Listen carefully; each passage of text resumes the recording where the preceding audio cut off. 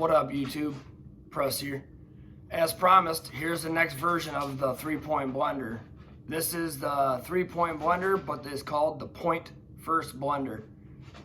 Basically, it's the 3-point blender, but we establish a point, we place the point, and we work backwards. The difference here is instead of hedging against the don't come, as in the 3-point blender, we are now hedging against the point from the beginning. So once I previously established a point, then our don't come will be at risk. Just like in a regular blender, no matter how many times you keep putting the don't come up, as soon as the 7 comes, you lose. So check it out. Let me know what you think, and we will be moving forward with another variation to come. Also, a link in the description. Many people have been sending me messages. Hey, where can I check out your merch? The merchandise will be released. It looks like a couple things have already been printed and shipped. So I want to say thank you to everybody that has already purchased stuff. I have a huge order in for myself, for family members and other people that couldn't figure it out, that I just went ahead and bought their stuff. So let me know what you guys think about it. I got some new designs coming. And till later, you guys know what to do. Press out. What up, YouTube? Press here. Super excited today. I've given it enough time. I think my 3-point blender has taken off. A huge shout out to everybody that's been running it El Toro style. I even had Craft Strategies Live, ran it on a Bubble Crafts, which kind of prompted me. I think it's time that I moved to the next one, because it's a couple little things that are getting missed.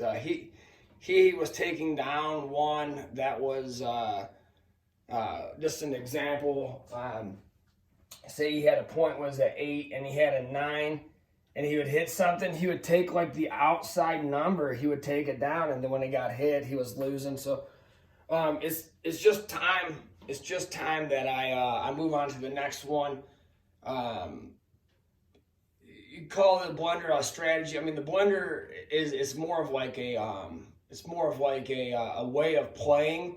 It's not so much like a strict by the book strategy. Each part has its very intricate pieces that have to be played right. Like my 3-point blender, you can look back at all the explanations. Everything gets, as it travels, it gets placed, and then on the 3rd point, you plug the hole, as El Toro says. You put the stop there. That's it. And this one is, it's almost a direct opposite, right? It's just another way of playing it. Still 3 points, but it's called the point first blender. Your DC travels, you place the point. That's the first thing you do. You place the point. Now, for hedging purposes, it's just like the regular blender. It's just like the regular blender.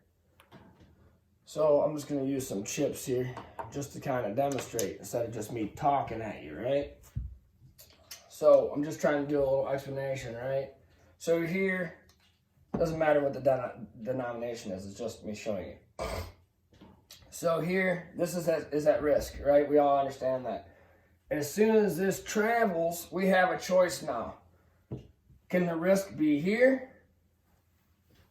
like in the regular blender? Or can we try to hedge against this, like in the 3-point blender? We're hedging here, letting it travel,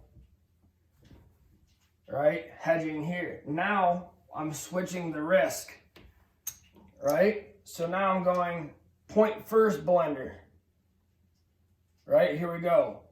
Point is established, we place it. Now the 11 can hurt us. And the 7 can hurt us, because if the 7 comes, this will lose, but it'll pay here. This will just lose, right? So we're switching our risk from this point getting hit on a repeater, right? Because if it hits on a repeater, this will come down, but we get paid this. And then you just put it back up and you take the profit and go back to the don't come, right? So let's run through it real slowly. I'm sure I'll go over it multiple different times because that's how I do. That's how I do things. I like to do them over and over and over again until everybody understands it completely, without a doubt. Because like last night, it was hard because I was in the chat and I was trying to do a little coaching along the way, and it was just hard because there may have been a delay or something, you know. So I'll just do it with 30s. I'll just do it with $30 increments real quick, just to kind of show you what it looks like. And you know, it's just one of those things. And a lot of the questions that I've been getting, and I completely understand the question, right? I get it. Why are we not using protection? Why are we not using protection? Why are we not hopping the yo, or why are we not doing this or whatever, hopping the sevens? Nobody says you can't do that. I'm just saying that in my strategy, I'm not going to do it, because if you go, say you go to the casino once a week and you're going to play for an hour, right? And you, like, your longevity, you're not really worried about it. You're not worried about building a bankroll. You're not worried about conserving your funds over time. The way I see it is, if you do something that's not going to come very often, yes, in short terms, it looks like, oh man, I wish I would have. The problem is over time, those protection bets that you're not making money on, or those hopping bets that you're not making money on, will bleed your bankroll, and you won't be able to recover from it. My opinion only. It's your money. You're more than welcome to play however you like. This is just an idea in that which I run off of. So, trying to get it set up for you here. Try not to make this too long, but it is the first day of releasing it, so I want to make sure the information is out. So, I walk up to the table. Got a couple bucks here, pretty close to $600. I don't know. It looks about right. It's close. So that's, I don't know, it doesn't matter. $30. All right. We establish a point. Puck travels. We'll say it's a 6. That's pretty common, right? First thing I'm going to do in this situation now is I'm going to hand the dealer $30. I'm not laying odds. I do not lay odds. I work for time over time over time. I'm not worried about this might pay this, or I'm not.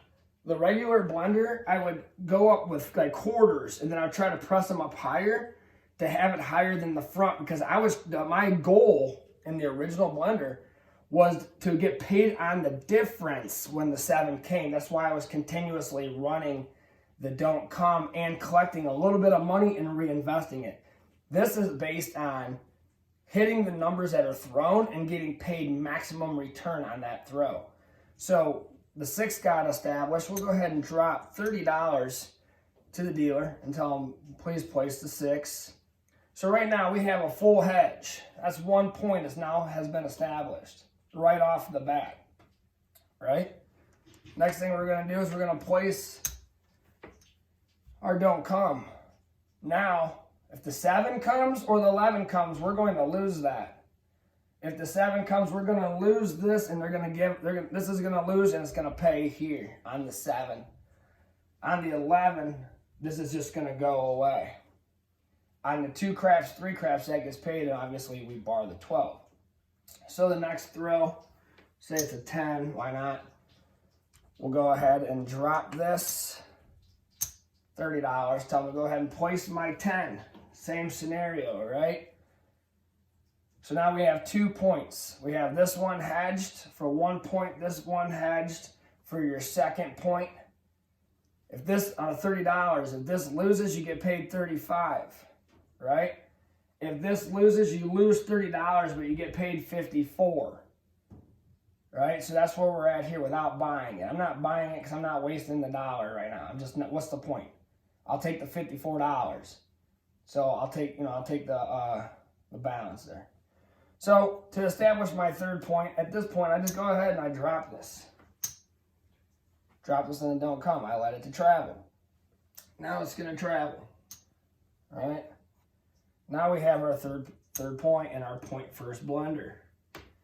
Now we just play, right? I mean, everybody realizes on the don't come, don't pass, or if you don't, I got a lot of videos, the things that can hurt you and things that can harm you, right?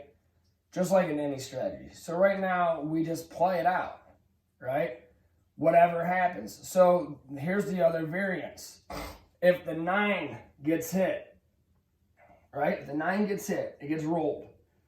This will lose right off, right? And then they will pay you. $30 9 pays you $42. So here's 30, here's 40, here's 42, right? So they'll pay you $42. At this point, all you do is you take this money and you take the number that was hit to the don't come. We are no longer moving the point. We are leaving the point and stay. It's staying there. It's getting there. It's the first to go and the last to leave. So we are now just moving the money that's placing our front number.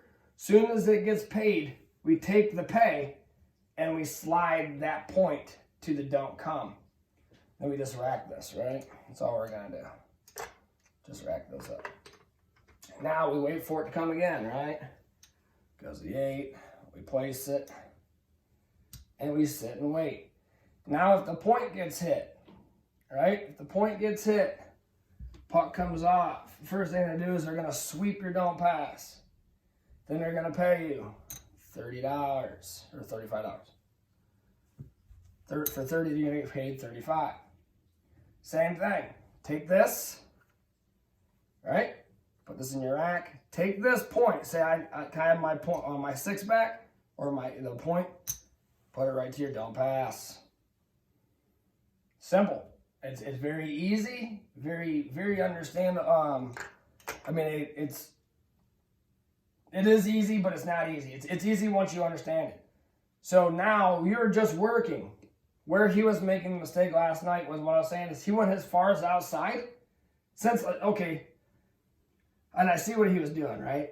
So this is hedging this, this is hedging this. This is just like a come out roll, right? Maybe he didn't understand that. Once the point is hit and it's off, this is like a come out roll. These are just working.